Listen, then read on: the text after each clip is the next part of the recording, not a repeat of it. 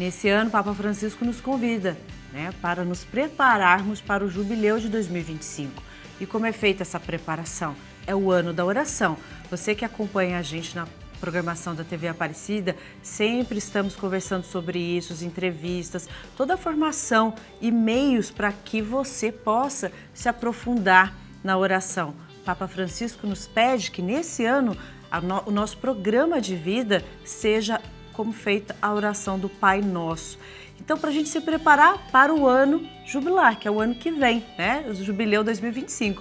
Mas o que é o Jubileu 2025? Para a gente entender bem, para a gente saber rezar e se preparar, está aqui com a gente para uma boa formação, é o Padre Leandro, ele que é da Diocese de Taubaté. Bom dia, Padre. Bom dia, Dani, bom dia, Letícia. Bom dia. Uma alegria poder estar aqui mais uma vez no santuário, visitando Nossa Senhora e ao mesmo tempo estar aqui na TV Aparecida também com vocês. Que bom.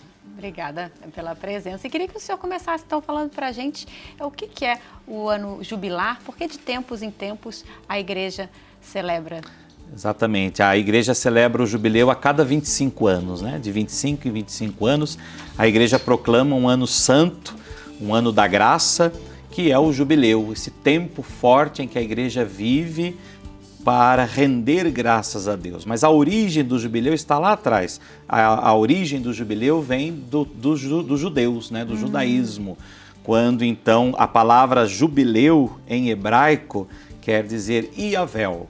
Iavel era o nome do carneiro cujo chifre era tirado para ser tocado para anunciar o jubileu. E aí veio a palavra e o sentido. E quando esse chifre do carneiro, Iavel, era tocado, significava então que ali haveria de haver um ano de descanso, um descanso para as terras, portanto o ano da colheita é o ano que não se plantava, só se comia dos frutos que a terra produzia espontaneamente, Não havia o trabalho agrícola naquele ano, Era o ano também da libertação dos escravos. Todo escravo judeu deveria retornar à sua terra, deveria ser libertado, E o ano também em que as terras eram devolvidas aos seus proprietários, Então a terra descansava e a terra também, as propriedades eram devolvidas aos seus proprietários. Portanto, era um ano de fato marcante, um ano de graça, um ano de bênção, Depois isso foi usado no cristianismo, E agora por toda a igreja. Lá em São Lucas, quando Jesus vai lá na sinagoga e anuncia, lê o trecho do profeta Isaías, ele lê justamente o trecho em que fala também desse ano da graça, esse ano santo, Ele veio para libertar os cativos, o Espírito do Senhor está sobre mim, para libertar os cativos, os escravos, para anunciar um ano da graça do Senhor. Portanto, o jubileu para nós cristãos, e depois hoje toda a igreja reforça isso, é um ano da graça, é um ano de graça. Ano também que nós celebramos a redenção, Portanto, a cada 25 anos nós celebramos a redenção. Por isso o jubileu é sempre aberto durante a celebração do Natal, do Senhor. E a cada 25 anos, então, a igreja, de certa forma, ela vive esse momento, inspirada lá desde o princípio, E Avel, que também é esse nome desse chifre, desse carneiro que originou a palavra jubileu, também em hebraico é um verbo que significava trazer de volta. Portanto, o jubileu é um tempo de trazer de volta os escravos à sua terra, libertá-los, E também hoje, de certa forma, na nossa espiritualidade cristã, não deixa de ser um ano de trazer de volta, um ano de conversão, um ano de rever a própria vida, rever as próprias ações, um ano de voltar-se mais para o Senhor, não deixa de ser. Por isso, uma característica muito presente do jubileu é também a questão das indulgências, sim. Que a igreja concede O que durante são as este indulgências, ano, as indulgências, Padre? As indulgências é justamente graças especiais que a igreja concede aos fiéis para que eles possam ter já agora a oportunidade de purificarem-se das penas temporais causadas pelos seus pecados. Nos dê um exemplo. Um exemplo. Quando nós pecamos, é como se a gente causasse uma ferida, na nossa alma, né? No nosso ser. E com o sacramento da confissão, o pecado é absolvido, a ferida é curada, é sanada totalmente. Mas, como toda ferida, mesmo depois de ter curado, já não há ferida mais, já não há doença, porque a absolvição sacramental, ela apaga o pecado, mas ela deixa uma cicatriz, né? A cicatriz não é a ferida, a cicatriz não é mais a doença, é apenas uma marca, um sinal. Pois bem, o pecado, ele é sanado, a ferida é curada, mas existem as cicatrizes, as consequências que o pecado muitas vezes deixou na nossa vida, né?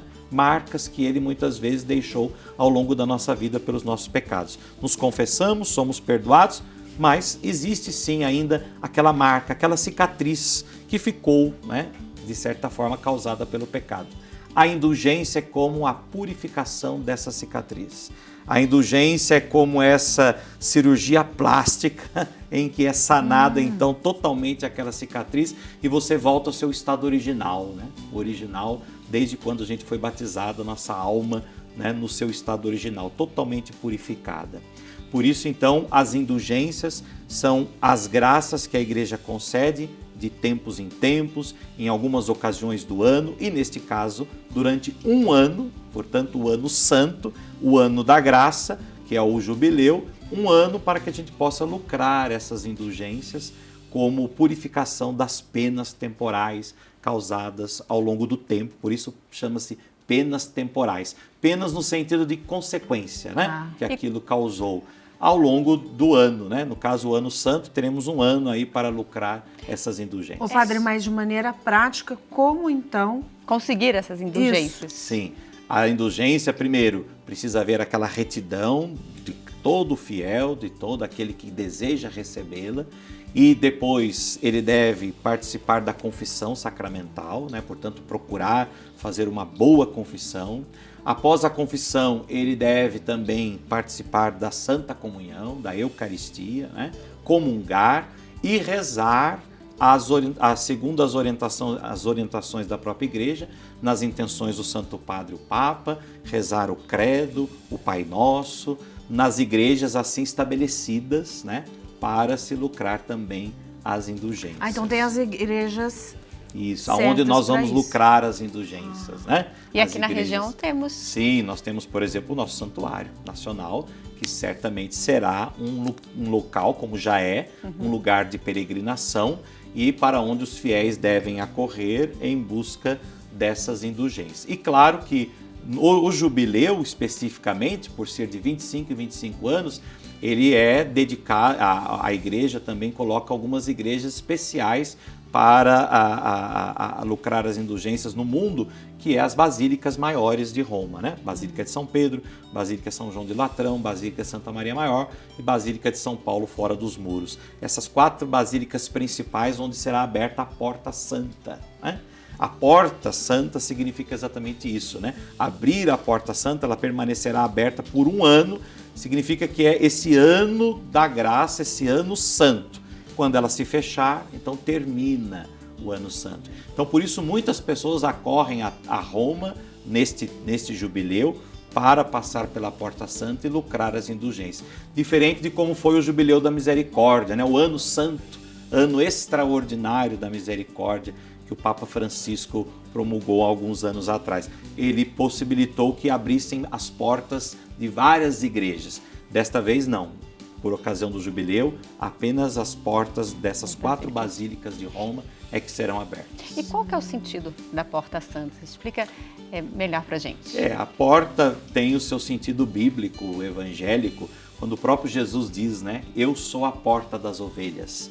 Todos aqueles que passarem por mim serão salvos. Então, o sentido de passar pela Porta Santa é o sentido de passar pela graça de Deus, né? Aquilo que cantávamos há pouco no início desse programa, né? O Jubileu da Esperança, né? O tema que o Papa propõe para esse jubileu. A porta Cristo é a porta, Cristo é a nossa esperança. Cristo é a porta que se abre para o cristão. Cristo é a porta por onde nós passamos para poder fazer a experiência da fé, para podermos fazer a experiência de eternidade já neste mundo. Portanto, Cristo é a porta.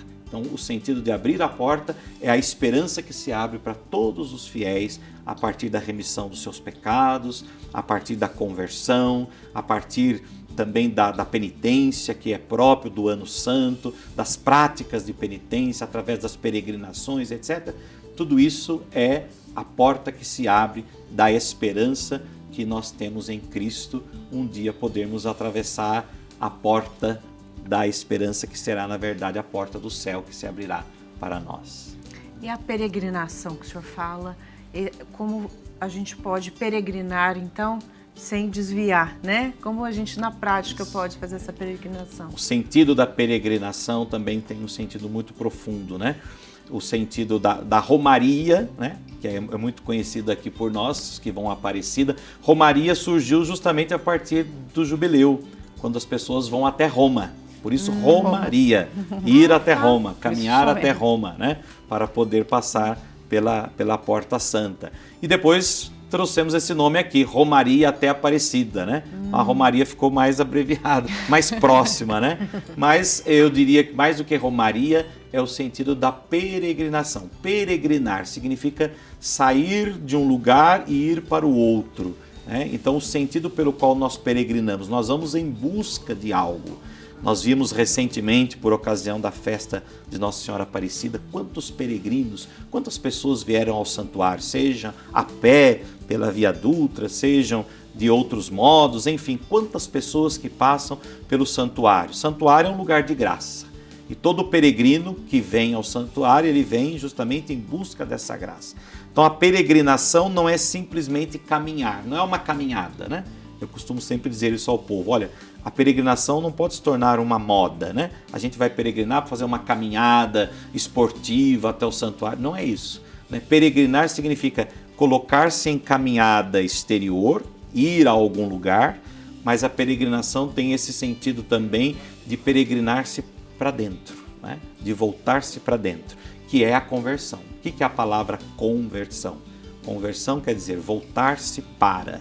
Portanto, a conversão é esse voltar-se para dentro de nós e diante de Deus revermos a nossa vida, revermos nossas ações, nossas atitudes, nossos comportamentos e mudar de fato de vida a partir do Evangelho, né? Portanto, peregrinar significa isso. Significa a gente de fato voltar-se para dentro e a gente buscar de fato tirar algo novo de nós. Aqui está o sentido também da esperança, né? O cristão é aquele que está sempre buscando. Portanto, a esperança é que motiva ele a buscar sempre. Maravilha. Perfeito. Boa, belíssima formação para que a gente possa viver ainda melhor esse ano da oração, para a gente celebrar junto e alcançar, né, viver o ano da graça, o ano que vem. Talvez o jubileu do ano 2000, né, ficou mais chamativo, porque era uma mudança de milênio, né? Sim. Mas o ano que vem tem o mesmo sentido que foi o ano 2000. É um ano santo que a igreja proclama, um ano santo de graças para que a gente possa, de fato, nos transformarmos e estarmos cada vez mais preparados para um dia estarmos na eternidade. Com certeza, refletimos bastante e também tem essa nossa conversão. Muito obrigada, Padre Leandro. Seja sempre bem-vindo. Muito boa a formação. Muito obrigado a vocês. Obrigada, Padre Leandro.